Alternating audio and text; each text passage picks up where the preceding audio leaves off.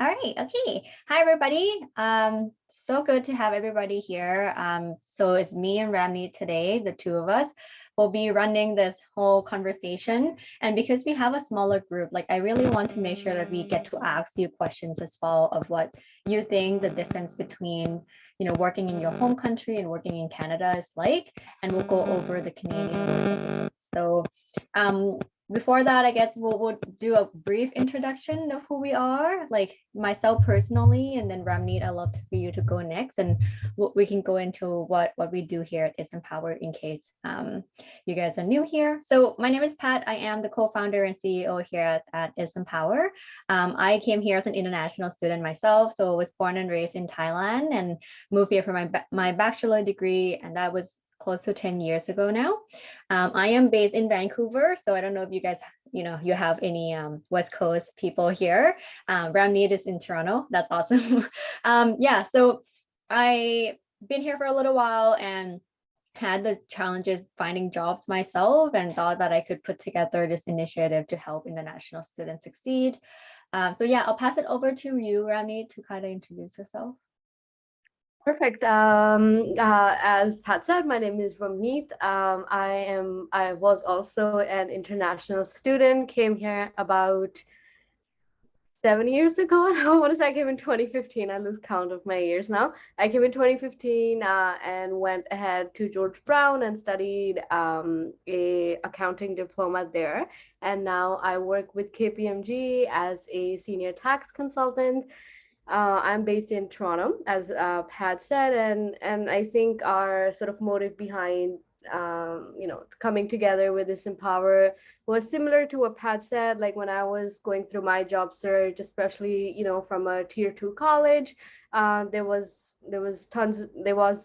tons of resources and really lack of like industry knowledge to understand how to navigate the industry, and that is why I sort of join this initiative and do whatever we do, because I just feel like for students, when you're sort of going through that journey, sometimes just looking up to a community, looking up to people where you could bounce off your ideas, who you could talk to, really helps, because the international student journey is very lonely. I feel like you're sort of figuring out everything on yourself, so you don't have to be lonely. And there's this amazing bunch of people who've gone through the same thing, face the same hurdles as you, and are just here to help you.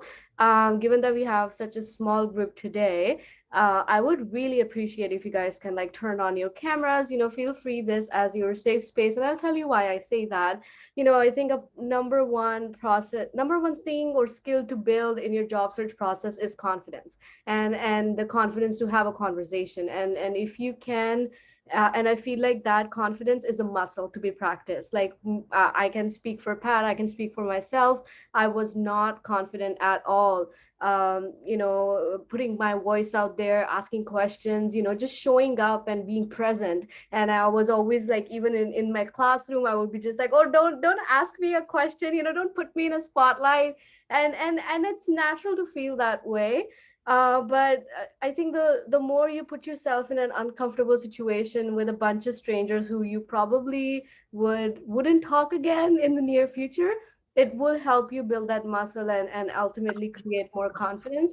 And that is what I think is a skill that takes you far, far away in life. So again, I'm not going to name you and not force you, but if you can, do for sure put up your video, and interact as much as you can. This is a no judgment zone whatsoever. So I'm gonna head it over to you, Pat, and let's start talking. Yeah, for sure. Since we have a small group too, do we want to do like a few introductions maybe? Like I know Edson, you on your camera, so I don't know if you want to introduce yourself to the folks on the call. Yeah. Yep. Okay. Yeah. My name is Edson. I've been here in Vancouver since 2017. I've been studying like two schools, and I've been like nurturing myself with like many areas of study. Well, mostly audio and video. Well, audio business basically. So yeah, it's just like the reason. Yeah, I'm currently still on the job search process. So yeah, I'm here the reason I'm currently in a 3-year post-graduation work permit, and yeah, what I would like to do after I get the permanent residence is just to be my own boss and have like my own studio at the end. But yeah, I really urge myself like to find like find skilled jobs in which I can be an employee, and well, regardless if it's audio and business, and yeah, and I'm proud to, and yeah, and that it's myself. Yeah, That's that's awesome. amazing. And again, I'm going to put you on the spot here, but since Pat already mentioned that, you're part of the boot camp, like, I just, from your perspective, like, do you want to share a little bit? Like, what did you find helpful? If there's someone else on the call, if they are sort of on the fence of thinking if they should go for not, like, feel free to be honest. Like, as I said, this is a no judgment zone. What do you think were the elements that worked for you? What are the things we can improve, which can provide you more support? All feedback's welcomed. Oh, you mean me or? For you. Okay. Yeah, it's just like I find like the bootcamp is everything like organized and in order. And I can find like, yeah, it mentions like, okay, how to adjust your personal, how you are to what do you want to do as a worker, and on your ideal job position, or what do you want to do in your life, or once you graduate from the school, or if you want to work during studies, unless the internship is mandatory, and yeah, like what are like well, more than hacks is like the Canadian format of resumes, cover letters, and what to do and what not to do to approach people when it comes to ask questions and ask for directions to go through your maybe your dream job, or what would you like to do. And actually it has also like how to prepare for job interviews. And yeah, I feel like this worked for me, in that I can like go back again, and if there's something that I don't know, forget, or I can't I can't recall well, and and at the end, actually, I the tools that the tools provided for like how to organize your networks, and what's the name of the, yeah, like the network, the HubSpot, and what's the other name of the, and the spreadsheets. Yeah, like to organize everything in clouds, or like or an Excel file, like how are you managing your time for the job search? It's really useful. Yeah, I highly recommend the bootcamp. Happy to hear that. For everybody else on the call, this is not prepped. we're just talking randomly. But Kenneth and Sheen, if I pronounce your name right, like, do you want to introduce yourself? No, Vicky, I don't know if you are doing something else, but if you want to do so, we can maybe do a round of introduction. Yeah, hi, I'm Kenneth. I'm a MBA student who's enrolled for a full-time program at UBC sort of. And actually, this is the period where I have to apply for internships. And I've been working on my resume, I've been working on my covering letter. And I came across your website where you were providing this workshop. And I wanted to know how the Canadian workspace is. Originally, I'm from India. And I wanted to just understand key points as to what are the things how the culture is in general in a Canadian workspace, and what are the things possibly an employer looks at. So those were certain things which I thought maybe could be helpful in writing my covering letter. So that's why I decided to just sign up for this workshop. Yeah, for sure. Well, welcome, first of all. One of our co-founders here at Isempower, his name is Just Karen. He also graduated from MBA Sauder as well. And I actually have a lot of friends who were alumni of SFU Sauder. Oh, not SFU, UBC Sauder. Sorry. No worries. Straight up, just talking competitor. I went to SFU. So. Okay. Yeah. And yeah, Cheen, I don't know, I have you on the call, but if you want to do an introduction, we'd love to hear from you. If not, no worries. Okay, all right. So no problem. I'll share my screen. And then we can kind of go from there. So just a quick introduction about us, like who we are at Isempower. We are a talent marketplace and an ecosystem for international students. So we bridge students from different university all across Canada with employers who are looking to hire them and value them for diversity and inclusion. So we really do that through our ecosystem. So once you join our platform, you get access to webinars like this. You get access to personalized resources, and then we'll soon be launching a job board that would allow employers to hire international students directly from us. So I'm not going to drain the slides, but essentially, since you guys are already a part of the community, you should be able to receive personalized resources directly sent to your email. We'll have job opportunities that will be coming soon in the next week or so. And then if you're not a part of the Slack group already, I would really highly recommend just get yourself on there, and you can really meet a lot of other like-minded individuals as well as mentors across Canada. And you can literally reach out to them and ask for help. Like there's so many helpful people on there. Okay, so before we begin, I want to ask the question here. I don't know, Ramneet, if you want to kind of go over that yourself, but yeah. So Yeah, so I think a lot of times, when we think about Canadian workspace, and as Kenneth, you were mentioning that you've probably worked in India now that you're coming for your MBA. There are a few things that we think might not be appropriate, for a Canadian workplace or just any other workplace in general if you haven't worked before. So I just wanted to understand from you guys, like, what are a few things that you think are, sort of are appropriate in a Canadian workplace and are not appropriate in a Canadian workplace. So any points welcome. We just want to sort of get an idea of where you're at so that we can direct our conversation accordingly. Do you want to start, Edson? I am going to put you on the spot. Yeah, I believe sorry, oh no, I'm not muted. Yeah, well, I'm not sure if, yeah, like you can address, well, I'm not sure if it's depending on the industry, but in my industry, like gaming or creative, you can talk with people without being too formal. Well, it's still there are still semi-formal situations, but you don't have to address by their last name to the people, I believe. Yeah, that's actually very right observation you made. I think the tech and the gaming space in itself is much more laxer as compared to finance and accounting.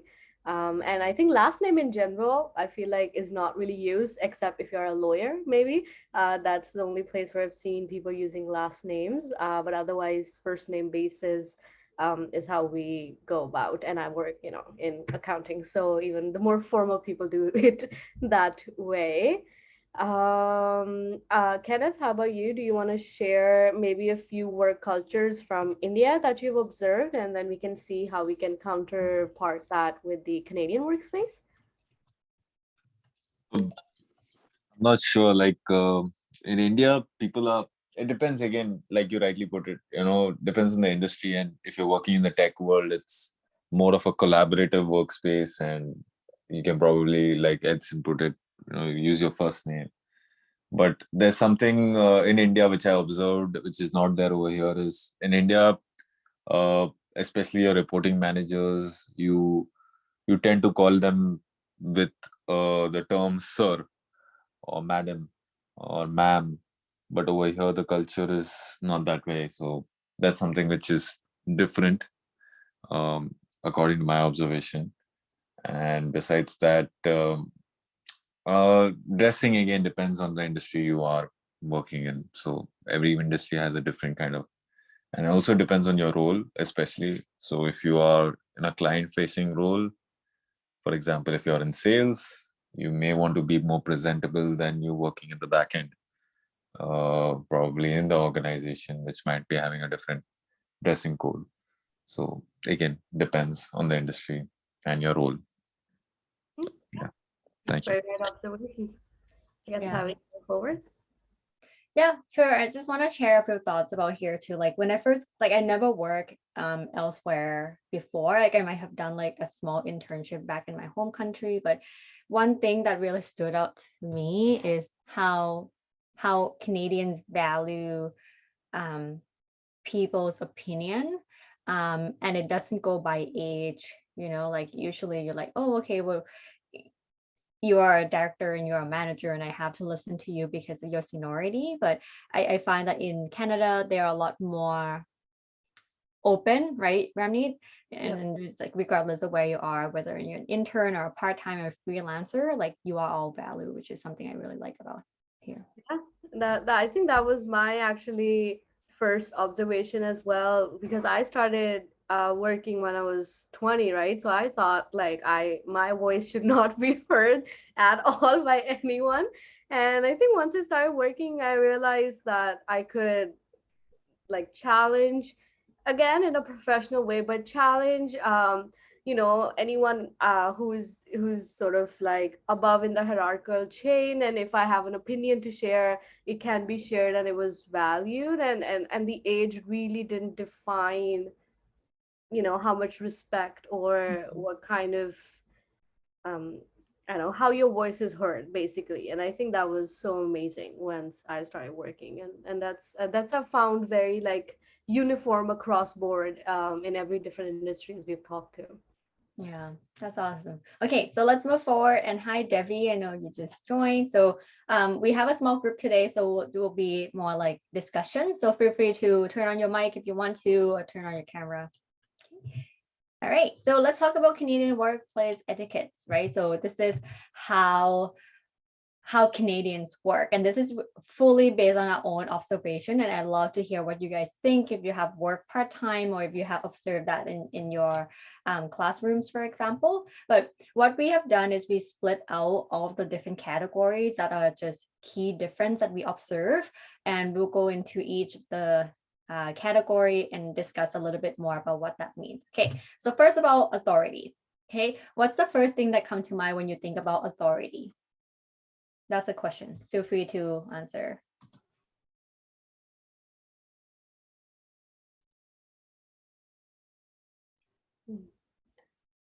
Sure, Ramneet.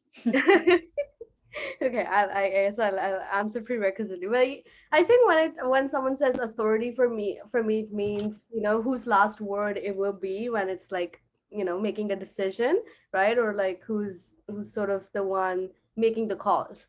And that's what comes to my mind when I think about authority. Yeah, so I have in the chat, it's like people with power or command, right? So this could be just very basic, like police or like teacher or your professors, right? So they just have authority over you. So one of the things that I noticed as a Canadian workplace etiquette is you don't have to be in a senior position to be able to lead and influence people's work. Age difference is not a big of a deal here as compared to perhaps back home in our countries. And again, I think it depends on where you grew up. Like I know that a lot of people from Asia have, faced challenging authorities, right? Because you are not used to questioning someone's opinion if that person has authority over you. So you would never question whatever your teacher tell you, like, oh, okay, well, this. You would not be like, oh, I don't think so based on my experience, right? Like, and sometimes that actually affect how we work in a Canadian work setting, because as an Asian individual or someone who grew up outside of Canada, we are just not used to two ways conversation all the time, and it might not be ingrained in you. So you might listen into meetings, you attend meetings, and you just kind of sit back and relax and be like, oh, okay, yeah, I think that makes sense, and you might not speak up too much, right?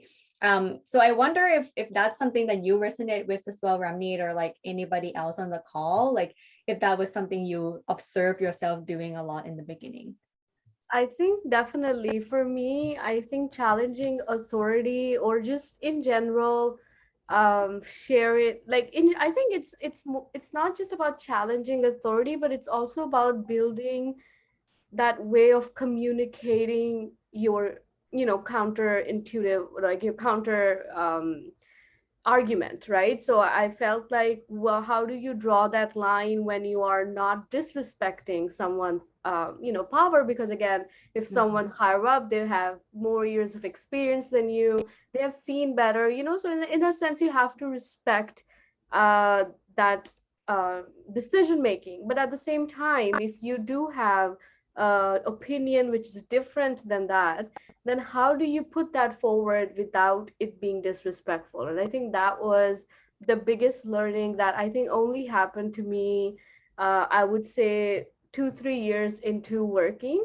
because before, even though I felt like I could share my opinions, but when it comes to difficult conversations, when, let's say your performance managers review is not something that aligns with you, or if you got like, if your promotion is or the pay is not in alignment with what you thought, and in general, if someone else is taking credit of your work, and that person is higher up, these conversations are very uncomfortable, and it's so hard to have these conversations, especially I feel like when you're newer to this country, because there is, as you said, a certain conditioning that we have that is hard to shelve. So what happened with me, or what helped me, as I say, while having these conversations, was, I think, number one is the fact that you have to, while preparing for that conversation, you have to look at what's the difference between an opinion and a fact, right? Like, is it your opinion or feeling, or versus you have a backup per se with facts, or a case, or some sort of proof, as we say, to why you're backing that conversation. Like, no, I'm not saying that you can't just share an opinion on something. That's true, but when you're trying to really, I think, question authority, it has to come with some sort of backing, some sort of proof, or some sort of like thing you can base off. Why I say that is, when you have that conversation, it will be easier for you to have it when you say, hey, first of all, acknowledging the fact that I totally respect what you said, and I think I agree with it on this terms. But at the same time, I feel like this is something where there was a difference in communication, or a difference in understanding, according to me, based on XYZ incident or XYZ numbers. I think this is what makes more sense. What do you think? Right? Sort of putting it back on there, giving them the fact that they will be the one making the end call, but at the same time that your understanding is based on some facts. And this might not be easy to do when you're actually very angry or very upset about something. Let's just say you got a really bad review, and it has happened to everyone. It has happened with me too, when you get a bad review, and sometimes managers are biased. Not everyone is perfect in a workplace, and some managers could come across biased. They could have a personal feeling against you, or they in general are very difficult to work with.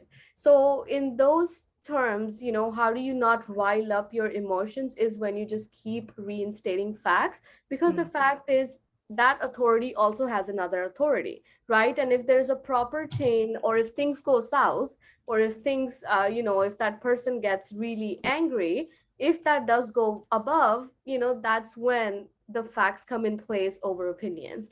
And that's why I feel like you should be very well prepared when sort of questioning authority, and always come from a place of respect and a place of rationale than being emotional. And if you find yourself in a place where you're emotional, take a day or two, set back, right? Relax yourself, bring your thoughts together, and Okay, then good have night. that conversation again.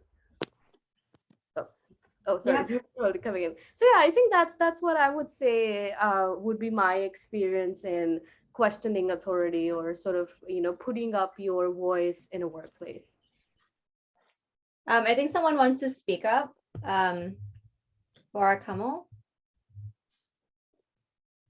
I think he just forgot to mute himself. Oh.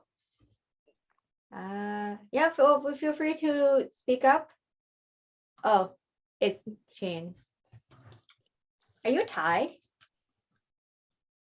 Your name sounds Thai-ish. Yes. Hi. I am too. Yeah, so feel free to speak up if you want to. If not, no worries. Yeah, so I completely agree. Like I was wondering if anyone else on the call wants to talk about authority and what they experience. Like I know for the fact, like in Thailand, if I were to work the same way that I work and be like, hey, can you tell me about this? And like just being very like challenging authority in some ways, I would not be perceived well. I'll be like, oh, this girl is too young and she's trying to do this is not proper, right? Like, Yeah, yeah. Yep. Oh, okay. I might have to mute you if you're not talking. Sorry. Okay. Anybody else has like any thought about authorities and how Kenneth, what do you think? Like, what about in India? Did you work before and you're in India? Oh yeah, I have 7 years of experience. So worked in India. Authority is different, especially when I came here and I kind of like whatever networking I've done. I understand that collaboration is highly appreciated over here compared to India. But I can't really say for certain because again it depends on the industry. Like I come from a mechanical engineering background, and in the mechanical engineering background, you won't find that many women working in that space. So it's predominantly male, and it's a different dynamic here when you start looking at it that way. And compared to a tech world where women are maybe obviously percentage of women are high that of the mechanical field, so it's very different. So that is sort of, does it sort of turn into like a boys club? I'm assuming then sounds very familiar to law to me, that it just has a own, I don't know, tone of itself within like male dominant industries, I guess. Yes, exactly. In a male dominant industries, it's going to be different. So I have never worked with any other field. So this is like the MBA experience is literally something new in which I'm working with women, various teams and diverse teams. So it's kind of like a learning experience for me too. So it's very important. You have to choose your words correctly while you're speaking. So not like a male dominant place. So the authority part of it is different when it comes to a male dominant environment. That's what I feel. Yeah, that's cool. That's cool. That's good to hear. So I'm gonna read what Chien say. From my experience with my current workplace construction industry, I find that they are very open and want to listen to what you have to say. They love solutions and will adapt if you can provide them. Yeah, agree. Yeah, I think it's like very different, right? Like authority can comes in many form, but you really need to be able to navigate them carefully. And what Ramneet said, what I want you guys to take away from this, slide is facts over opinion. If you want to say opinion completely, that's fine, but you have to make sure that that is your opinion. And if you are stating the facts, right, have some sort of rationale behind it.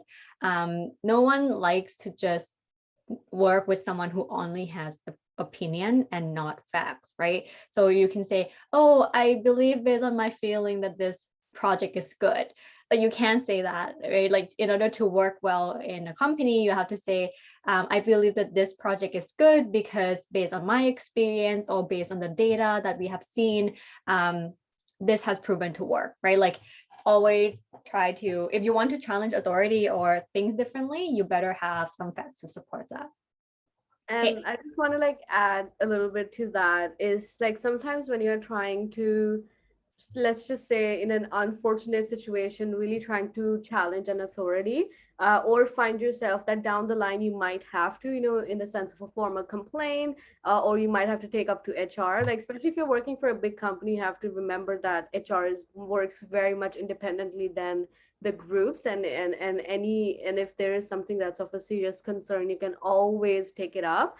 But just again, as a safe practice is that if you're going to have communications with someone who you think is necessarily being biased or difficult with you, it's always better to have those conversations via email, and save those emails in case if you need that backing up, because again, you can state your opinion and experiences as much as you want, but at the end of the day, it becomes like he said, she said. So having to save and having backups, or even if that means taking screenshot of chats, whatever it is, if you have to build that case, always have that handy with you, and never think that you can't go to HR just because someone seems to be like the boss of your group. Like the HR works very much independently, and there's no space for anyone to sort of exploit you in any way. So always, have that in mind as well. Yeah, that's a whole separate conversation in itself, right? Like how do you deal with like conflicts at workplace, and if someone bullies you because perhaps you speak with your accent, like I don't know, like that's really not appropriate to do. Anyway, we're gonna move on because I think that will come up at some point as well. All right, so I like this meme, like personal space, right? Like I think one thing that I realized, and it's very different from like culture to culture. I know like in some culture, it's very common to like give someone a hug, and you be friends with your team members, and you always go for drinks, and ask personal questions like, hey, are you married, or like, do you have kids, or I don't know, like how much do you earn, something like that, right? But like what I realized, luckily I don't have to learn this the hard way, but I know that in Canada, like we don't really talk about money. Like asking about someone else's salary is honestly a taboo. You can choose to be friends with your colleagues, but you don't always have to be friends with them. You can be friendly with them, but you don't need to be best friends with them, unlike any other maybe in Thailand, for example. Like I know a lot of them just like, oh, we're besties, we're on the same team, we have to like hang out all the time, but it's not always the case here. I think people really do value their own personal space, and sometimes depending on the culture, they have very separate life. Like this is work life, this is personal life. Personal life, I don't want to share anything else. This is a version of me that you need to know me at work. Ramneet, what do you think? Yeah, no, I agree. I think in terms of what sort of I don't know, what is sort of acceptable as you said, where do you sort of cross the boundary versus, where you're just generally, being friendly with your coworker. Again, in the sense, if you're a team, if you spend time socializing, you would want to be social with your team in terms to work more collaboratively. But I think one thing that I personally learned the hard way about when sort of navigating the conversation is that sometimes the choice of words really is important as well, and especially if you are in a team dynamic that's more formal. Like again, in accounting it's much more formal as compared to the tech space, and everybody's very and again, the sensitivity level of people are different, so you have to always ensure that you understand that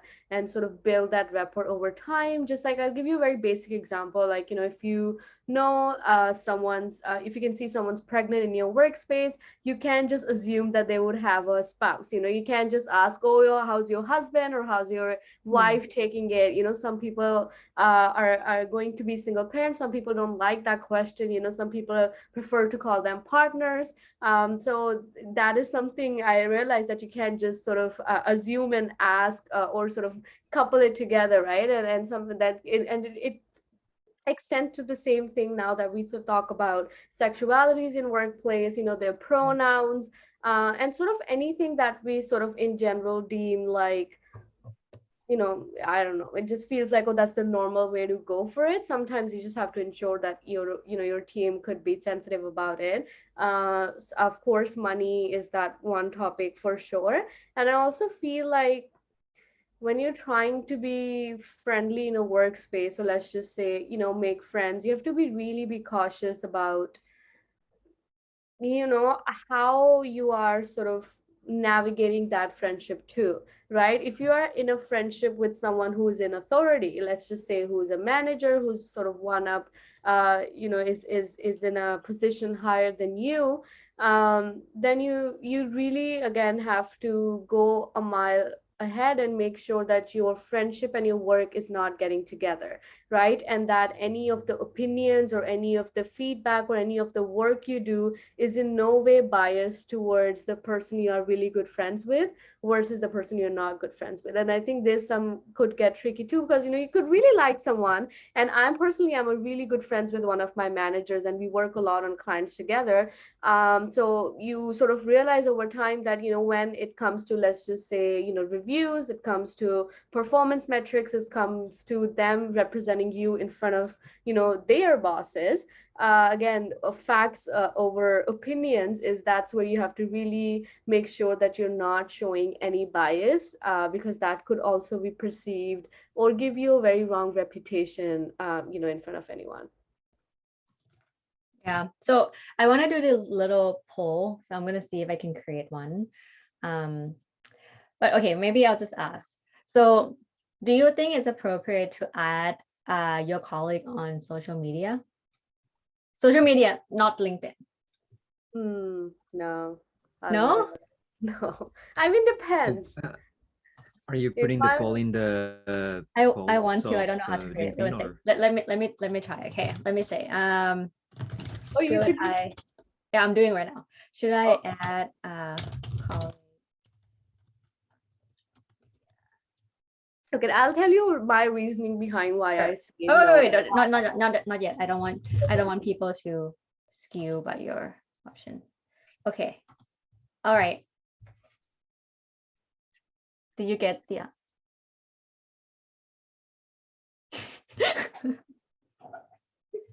Okay, cool. And full. No. All right, sure. Ramneet, go ahead.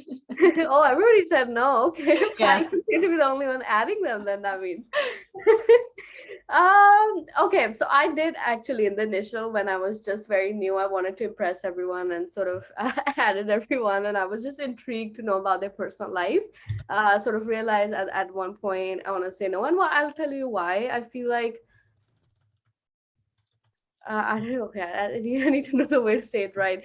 Like sometimes, your personal situations or things you could be doing could sort of have subconscious bias, could create a subconscious bias or an opinion in someone else. Right? Let's just say, you made a common or just a stupid mistake the next day, but that person would be like, oh, you were out at dinner late yesterday, they're watching your social media, and they'll automatically deem that, oh, it's because this person's not careful with their time. Like subconsciously it does come in your mind. So that's when I feel like, to be able to keep your personal and private life separate, you have to do that. Again, if I'm really good friends with a coworker, then sure, but someone who I'm just working with and I don't really have a friendly sort of anything outside of work kind of a relationship, those I wouldn't. So that's my caveat, and that's sort of my reasoning to not create. And I'm just in general, I guess, a personal private person when it comes to work, and I just don't like to share a lot. So yeah. I think it depends on how close you are with that person and when you ask that person. Like it's also very hard to say no or to pretend and like, I don't use Instagram or I don't have Instagram. They can easily find you, but I think it's a little bit awkward for me to accept someone's request if that person worked with me and like I'm not really close to that person. I don't want them to know what I was what I was up to over the weekend. But if you do ask, let's say you do ask after work and you guys are going for food or drinks and then you seem to have a pretty good relationship with that person, then ask nicely if like, hey, is it okay to add you on Instagram or can I have you on Facebook?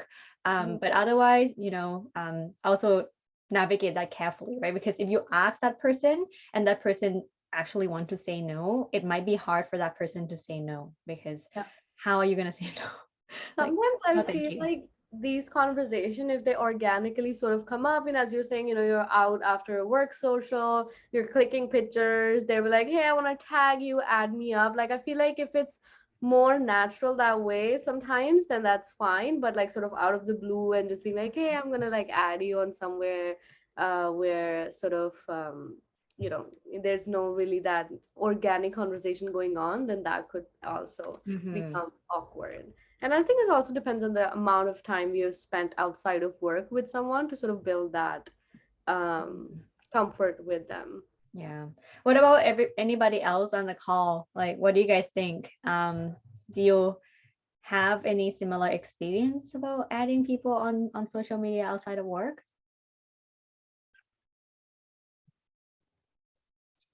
Yeah, Edson. Edson's like, I only have LinkedIn, Vimeo, YouTube, and Discord. You're like socially disconnected, which is great. Nobody can find out what you're doing. That's pretty amazing. Yeah. Okay, I'm gonna launch another poll. Okay. Question is, do you hug after having a coffee chat? In person. Well, pre-COVID day, imagine COVID doesn't happen, and you meet in person and not Zoom. No, you don't have. Okay. Yeah, I don't even think I've hugged any of my coworkers ever. No. Yeah, no, we are very like different dynamics. Okay, in Big Four, it's very formal. It's all handshakes and high fives. Yeah. So hugging anyone. So funny story, like my first coffee chat, and that was like in 2018 or 17 or something like that. Like I had no idea how to run a coffee chat. So I reached out to this person. He's like an alumni at my university, and at the time I was really interested in sales. So I asked him out for coffee. I'm like, hey, can we meet up like today? And like we'll go for Starbucks and we'll have coffee. And then we ended up talking like for a while, and like I felt like we really clicked, or like we talked and it was good or whatnot, right? But I didn't really know how to end the conversation. And then it was like we were about to go home, and I think I remember I had to get on a SkyTrain, and then like we were about to say goodbye, and then it was like this like little awkward moment of like do I have you? Oh no, I lead with my hand. And I remember it was like a really awkward hug, because I only know him for like 2 hours, and I hugged him and it was just like he didn't hug me back. It was like I hugged him and then a little pat in the back. No. This is like terrible. But yeah, that had happened before. Yeah, I see that. No. Yeah. Yeah. Handshakes for me. I'm not. 100%. Yeah. People. Yeah. Handshake. Then some people were like, "Don't touch me," kind of thing. Right? No. I'm not saying like. No, but some people are sensitive. Like so, like I don't know, like the least you could do with someone. I can't leave it. I think for me, it's when I am going for a handshake and someone puts up their hand. That's when it's very awkward, because you're just like, like, are we high-fiving? Are we like handshaking? That's a little awkward. Okay. Well, it depends if so yeah, it depends if I have a coffee chat with somebody I already knew, like obviously who is Canadian, or a person who I already know. Yeah, I may hug that person, but like not the first meeting. like hugging like every coffee chat, I don't think so. Yeah. Not the first meeting 100%. I think if you like know each other for a while and it's like you have that personal relationship, yeah, then of course up to you, right? Okay, we'll move on now. Communication. Okay, well this is a huge one. So the reason why we put it in here is because the way we communicate is very different. I don't know if this is only my feeling, because I only been working for like 4 years, maybe, like, in Ramneet, you correct me, but like I feel like working in a big company in a corporate setting, people who are the louder and more outgoing somehow seem to be perceived as, oh, that person is good, or have something to share, or like, people remember you a little more. Like, what do you think about that? Do you think that is true, or do you think that it's just the culture? Oh, can you repeat that? I was actually reading Ken's comment, so I was totally zoned out. Oh, good. So my perception when I first working was the person who is the loudest in the room always get perceived as that person is good, or that person is a go-getter and willing to share, and whatever that is, like speaking loudly or speaking confidently seem to be equal to you're a good worker. is that a misconception or it's true? No, I wouldn't say that's a misconception at all. I think again, there's a difference in being loud in a sense of interrupting someone and just speaking all the time. And then there's a difference of when you are, asked to be spoken, or you sort of, you're not the quiet person in the room and you share your opinion, and you're sort of like speaking that with confidence. That 100% I think makes you perceive differently. And I'll give you a funny example. When I just joined KPMG, when I was a co-op, and it was my second week there, and they asked if my manager asked if I want to help him prepare a presentation, and I, sort of being a big mouth, said, oh, how about I present it? And he's like, sure. And I just realized, I didn't realize that it could make such a difference, but I guess because I was up there and I could, even though I was freaking out, being so new in the group, but I could sort of speak confidently and I could put across my opinion, and the presentation went well. And even after the presentation, I could sort of, everyone who was coming up to me, I could communicate with them somehow. And I remember when I was getting my feedback for my year end, that was actually one of the things that made a lot of people that made me visible, and a lot of people realized I work, and I started getting more work because I was much more visible. So I do feel like confidence and being loud does help, but not when you are being loud while interrupting, because that's a completely different trajectory. And I don't think so people appreciate that here at all. Like when you're just speaking without being asked to, kind of thing. Yeah, and I think there's this whole concept around like, leadership in introvert, something like that. Like you don't have to be an extrovert to be a leader. I think there's a lot of misconception out there, especially in corporate setting, that only the extrovert get to be a manager, or like a director needs to have that, extrovert, they have to speak loudly and confidently.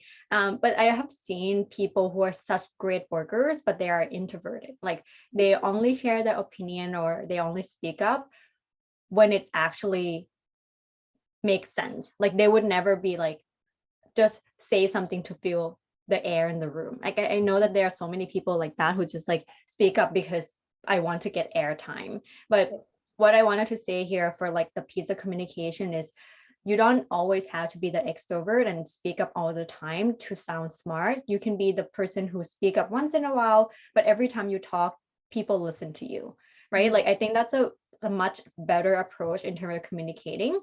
Yeah. And especially kind of going back to speaking with confidence. Like this is something I learned the hard way. Like when I was younger and early on in my career, like I used to just say things in a not very confident way. Like I might just lead the conversation of like, oh, I don't know about this, but here's what I'm thinking, right? Or like, sorry, like I'm not sure if this is discussed before, but based on my opinion, it's this. Like you seem to kind of already start your sentence with insecurity.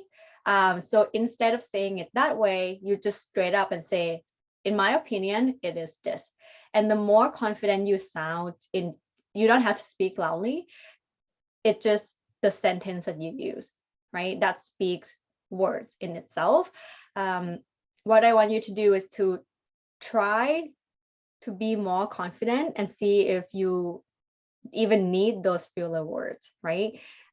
You don't have to speak the loudest in the room, quietly but confidently. Once you show that you are confident, people in meetings will listen to you and they would not question your rationale. Like I know, I think this is the feedback I received from my previous managers, because I was saying things like that. Like I sound unsure as a person. So the leadership asked me questions, be like, are you sure about this? Can you go and check this? And let's circle back on that, right?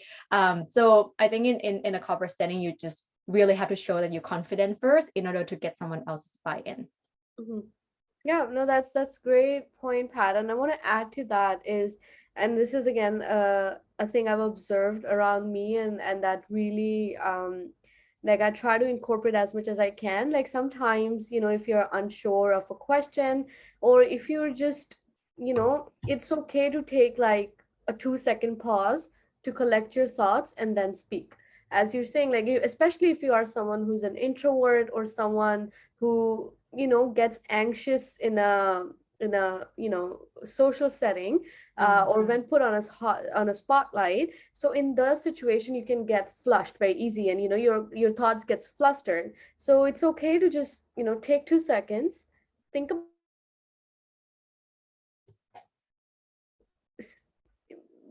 take speaking more correctly is more important than just spilling the airtime, right? And just using and speaking without thinking. So I feel like if you want to portray confidence, the number one thing for confidence to come in is when you're sure about what you're saying, and then when you sort of have faith in your opinion, and there's nothing wrong in with your opinion being wrong. You know what I mean? Like you can speak something with confidence, and you can speak your mind, and it could be wrong, but that's okay. Like that doesn't mean that everything you've done till today or your expertise are wrong. It's just your judgment for that situation could be wrong. And if you get feedback right away that this is wrong, it could give you time to recollect and share your opinion after that. But if you're going to speak in a way where you don't even trust, or you fear that everything that comes out of your mouth would be wrong, then you can never be confident, because then you don't have faith in your words, and you're so scared of being wrong. And I think the that's the thing that was very hard for me to learn, because I, again, same as you've had, I always ended or my conversation with, if that makes sense. Yeah, if Or that makes sense. I don't know. I could be wrong, but Correct this me. is this, right? Correct me if I'm wrong, right? Like these things, and especially I think when you're a young professional, it's okay also maybe to have that part, because you're unsure about your opinion. You haven't spent enough time to build that experience yet. But I feel like when it's like when it's upper management or when it's clients, if you don't speak confidently, they will never have any faith in your skills, and they will question you way more than they would question you in a normal setting, and you could be sharing the same opinion. But just saying that same thing with confidence would lead for them to have that faith in you. And at the same time, if you're going to say that, not being sure, then they're not going to be sure, and then they're going to ask you more questions. And I think the other thing, and what I did with Pat right before this, is if you haven't heard the question right, and if you are not sure about the question, please feel okay to say, hey, can you repeat that for me once again, just so that I understand it right before speaking, if you are unsure about what you have to say. Sometimes we just try to, we are so conscious about again asking someone to repeat themselves that we end up giving them probably the wrong answer or filler answer. So again, that's another tip for you to speak confidently, is that you understand the question, and if you don't, ask them to repeat very politely, and it's totally fine. Yeah. I also, two more things about communication. I think communicating and being able to work well in companies here, it's like it could be its own webinar, right? But what I want to touch on are these two things. So first is how to apologize, or do you apologize, right? So sometimes when you are younger in the company, or like you new, maybe a recent grad getting into a company, you might feel like your opinion is not valid, or you might feel bad to interrupt someone, or even just to be late, or to make mistake, right? So sometimes you lead the whole conversation of like, oh, sorry, can I ask this question, right? Why do you have to be sorry when it's not your fault? Like, I learned this the hard way, and now that I have to always correct myself. I'm like, do I even need to say sorry? I would never say sorry. And I would say, like, let's say I'm like, sorry, I'm being late. I would never say that now. I would say like, thank you for being patient. That is a much better way to go about communicating, and just flip it around, because the more you say sorry in a workplace, the more that people will perceive you that, okay, you did something wrong all the time, right? And you don't want to be that person who always lead with sorry. You only apologize when it's actually a huge thing that you mess up or something, right? And I want to sort of extend that conversation is when you do mess up, and if you find something that's entirely your fault, or you just did something wrong, I think that communication, or how you sort of put that forward, can also change the way people look at you.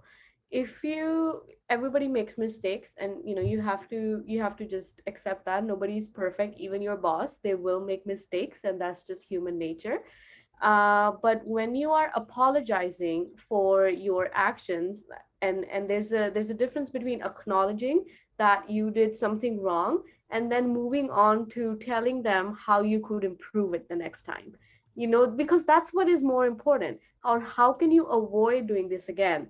Versus if you're going to go into a whole conversation blaming yourself for what you did wrong, and how you did it wrong, and how you are so sorry, and how it really makes you feel bad, then again, that perception of you comes across as someone who's just fixating on their problems rather than solving it. Because at the end of the day, in a workplace, the thing that matters most is, if it's a mistake has been made, how do we fix it? How do we move forward and make sure it doesn't repeat itself? And are you aware of where in your process that mistake happened, right? So that acknowledgement that, I think this is where my mistake happened, or this is something I didn't do right, and this is how going forward I am going to fix it, is much more important. And it makes you communicate it in a right way, and also at the same time let your team have faith and trust in you, or like retain that faith and trust in you, rather than just really going into this self doubting situation, and just really keep putting yourself down on the behalf of everyone else. You're like, Yeah. I'll put myself down even before you say something. And I think that's also something you learn the very hard way. Yeah, totally agree. I'm gonna launch another poll, and I know that we like close to 5. So if you guys have to drop, feel free. We still have a few more slides to go over, and I'm really enjoying this conversation. So okay, I'm gonna launch this. So question is, do you give feedback to your manager? I never worked yet. No, but if you were to work, like, would you? Right? Okay, yes, definitely. No, heck no. So me back in the day, like I think early on in my career, when I was doing an internship, a first year of career, I would never. Like, it is so hard. It is much harder to give feedback than receiving feedback. So let's end poll. I'll share the results. Okay, is this surprising to you? Yeah. 4 people said yes, 1 person said no. I didn't vote, so I don't know who said no. But yeah, essentially, like, it is much easier to receive feedback than giving feedback. So I'll just share some example, right? Like, of course, like when I first started working, I had so many things to learn, and I probably made some mistake as well. So one of the things that I learned early on in my career is, when you receive feedback, the best thing that you could do is listen and say, thank you for the feedback. I really appreciate it. Instead of listening to feedback and try to make excuse, oh, but because, yeah, the reason why I did that is because of this. You don't need to explain yourself right away. That could come naturally after. The more that you try to explain yourself right off the bat, like, it sounds like you are trying to push away the feedback. So I think that's number 1. What do you think about that, Ramneet? Like, receiving feedback? Agreed. I think receiving feedback is again an art as well. And as I was mentioning before, sometimes the feedback you receive, you might not agree with it. But again, that's someone's feedback, and that feedback might be based on opinion, or that might be based on facts. But you have to be open to listening to everything, and to sort of take away from that conversation what you can fix. And again, like sometimes in that conversation, I feel like you should just sit with it, and if you do feel like there are things in that feedback that you don't agree with, it's always good to have a follow-up meeting and being like, hey, I just want to discuss further about the feedback that you got and see how I can, work through it. And if that's where if you want to, like, there is something you don't understand, or there's something you have a different opinion on, and you just want to sort of take that in a more positive, constructive communication kind of way. So taking a step back is important, because again, you don't want to react from feeling versus having to take a moment of a breather and then go back. And it's okay to continue that feedback and continue that conversation if there's still something you aren't sure on how you can fix or how you can amend that. Yeah. But I agree with Pat. Like, if you are just going to keep making, for every feedback you get, at the same time, you're going to tell, oh, this happened because of XYZ, or that happened because of XYZ, in each and every of that feedback, then it doesn't solve any problem. It's just of opinion of you versus me. And that's just not productive, because it's not going to change anything. That person could be proved wrong, but what is it going to fix? Nothing. So might as well just go forward and fix what you can fix and take what you can take from that. Yeah, agree. Okay, I want to talk about giving feedback, because I think that's one of the most difficult thing to do, especially if you wanted to give the feedback to someone a little bit more senior than you. So I want to introduce you to this. Like, someone told me about this, and it sounds funny, but it's technically called the sandwich. Shit sandwich. Okay, pardon my language. Essentially what that means is, think about it, you put shit in the middle and you put 2 bread on top. That's essentially what it is. Okay, shit sandwich. So what that means is, you start off by giving someone else feedback, and this is something to not follow. Okay, it happens like this, where you talk about, oh, by the way, I love that you have done this. This is so amazing, but I have a critical feedback, and this is something you can improve on. And you talk, and then the lastly is, overall, but I believe your performance is great, right? So that is technically good, bad, good. That's why it's called shit sandwich. And why it's bad is, the person receiving feedback from you, the only thing that they remember is the last thing that you say. Like, it's, oh, but overall your performance is good. So they might actually not even remember the shit that you put in the between. So that is something to not follow. If you want to give someone feedback, definitely start with a positive and with a negative, and ask them back questions. So it could be something like, hey, I really want to congratulate you for doing this really well. I have one feedback for you. With this presentation, I believe you can do better by doing this. And then you ask them back questions. Hey, what do you think about my feedback? Do you think that feedback is valid, or is there anything else you want to say? Because you want to give the other person the ability to come back to you and say, oh, totally agree with that, or I don't at all. I think that's a much better way of communicating a feedback. Also, another thing to add is, when you are doing a feedback session with someone, make sure that you don't give feedback at where the incident happened. If you have difficult situation happens at work, and you had conflicts with this person, I would highly recommend removing that person out of the situation first and give feedback outside. So for example, it could be, you have conflicts at work and things didn't go the right way.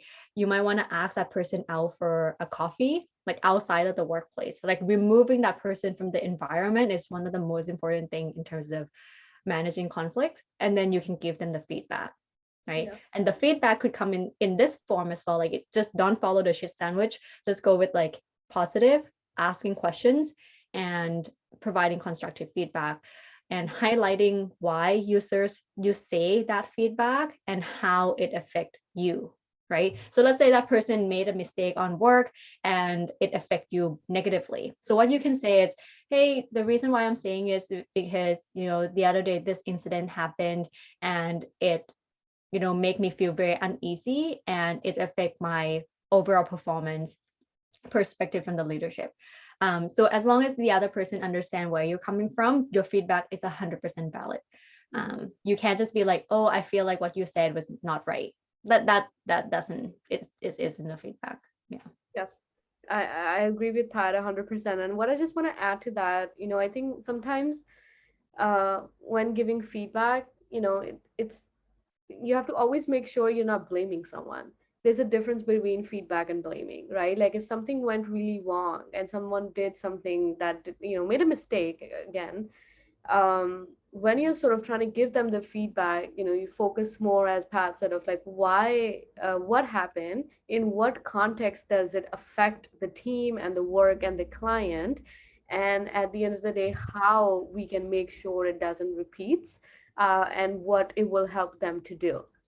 And versus when you are trying to focus so much on the feedback and just keep going on the situation of what happened and go into all details and go being like, oh, you did this and then you did that and then you did that and you did this and I felt this, and just keep focusing on the problem more than the solution. I think it goes the same way about receiving feedback and giving feedback, is that focusing more, giving context, telling how it impacts the team or the client or the project, and ultimately what can be done better, or asking, even especially when giving feedback, asking them, what do you think we can do differently, or I can do differently to provide better support to you, and you can do differently, so that we ensure that doesn't happen again. And I feel like this one thing, when especially giving feedback on on your hierarchy up, is coming from a place again of how does that procedure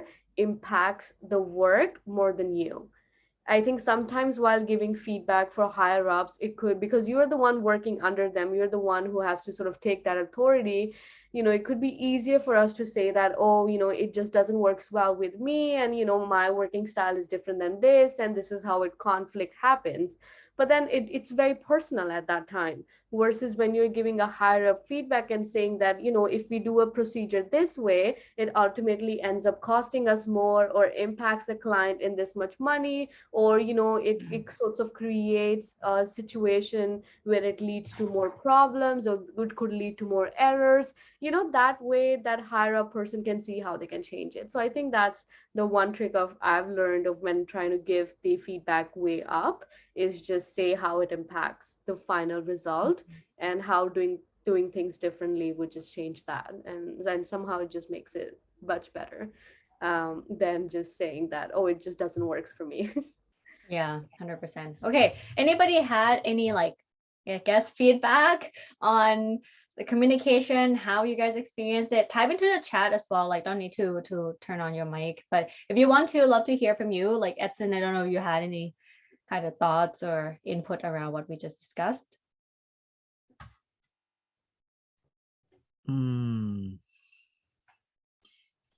Yeah, well, I just mentioned that, yeah, it's just like feedback. Well, as I put in the chat box, it's for me like constructive. Well, as soon as, well, that is the experience of somebody's other person.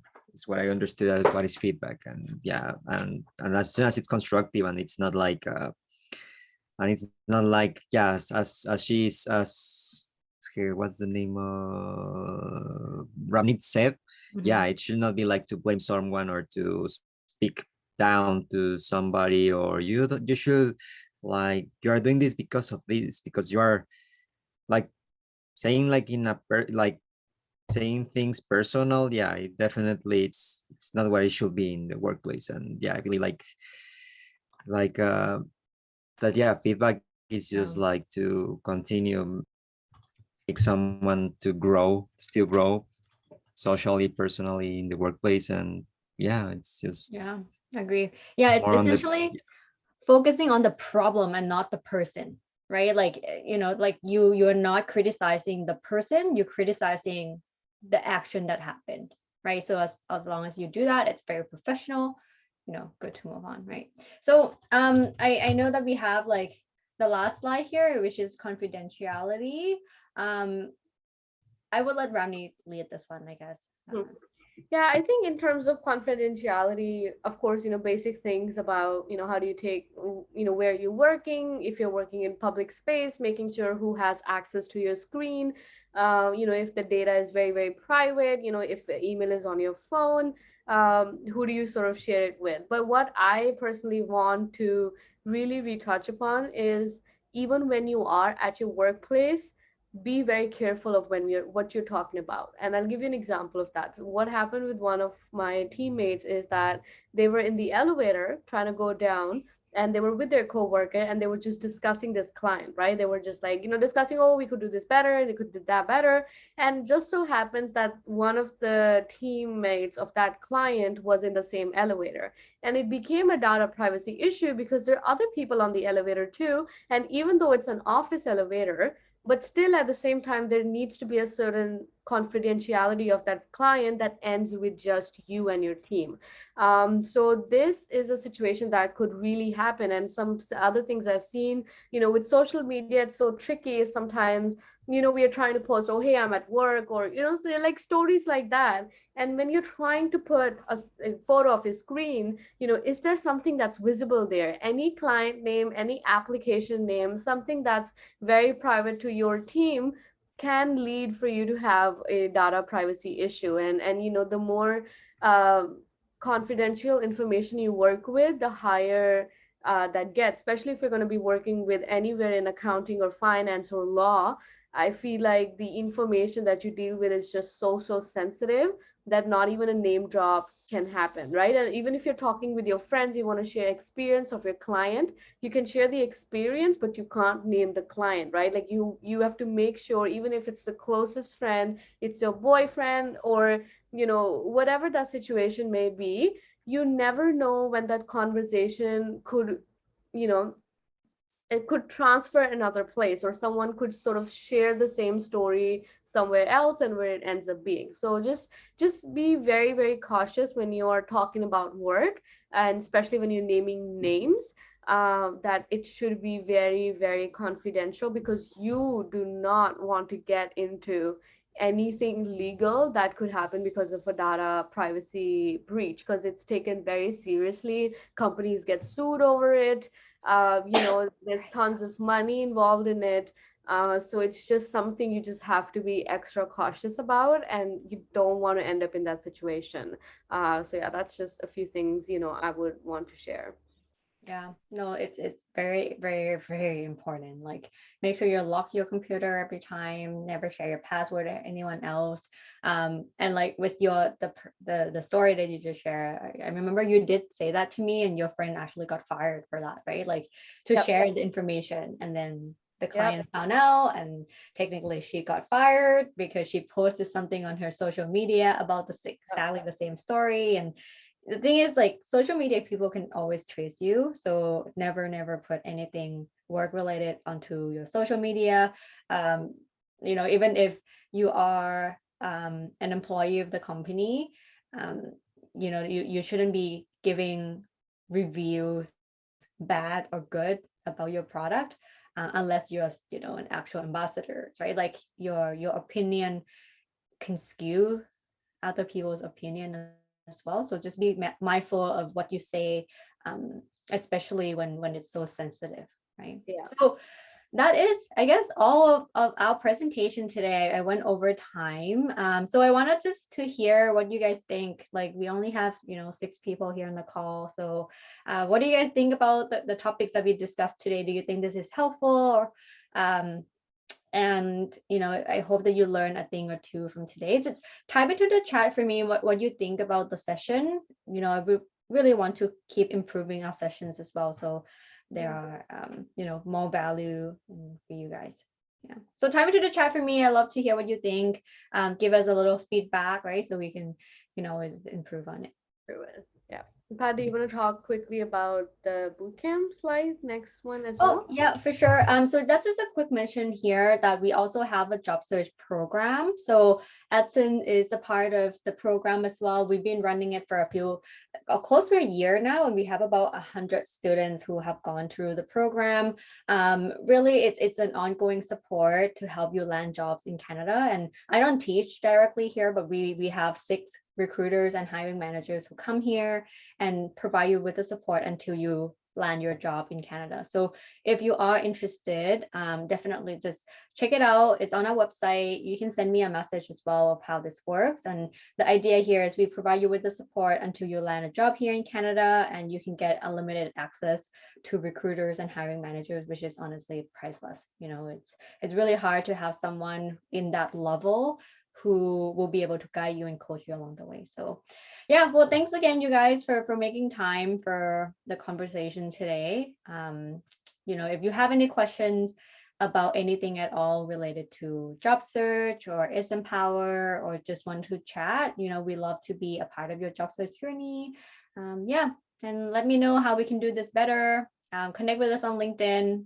And yeah, take care, and I'll see you at the next webinar. Ramneet, want to talk about anything else? No, I think that is it. And I just sort of want to add, like I added all the links down there. If you want to reach out to us on LinkedIn or anything personally, yeah, just feel free to add in, the fact that you saw us through this event, and make sure you join our Slack community. And I just want to say, none of you're alone. We are here to help, and there are resources out there to help. And we want to make sure that the help is given to you because you have paid the price of being an international student and paying that much fee. You've already paid the price. You've left your home, so you deserve to get more, and you should claim more and never feel like you're anything less than anyone. And that's why we're here. And as long as you keep joining conversation like these, I don't see any reason why you wouldn't succeed in your life. Yeah. All right. Well, I hope you all have a great night. We'll see you at the next webinar. Yeah, thanks for attending, guys. Have a good night. Attending. Bye. Take care. Thank you so much. Bye.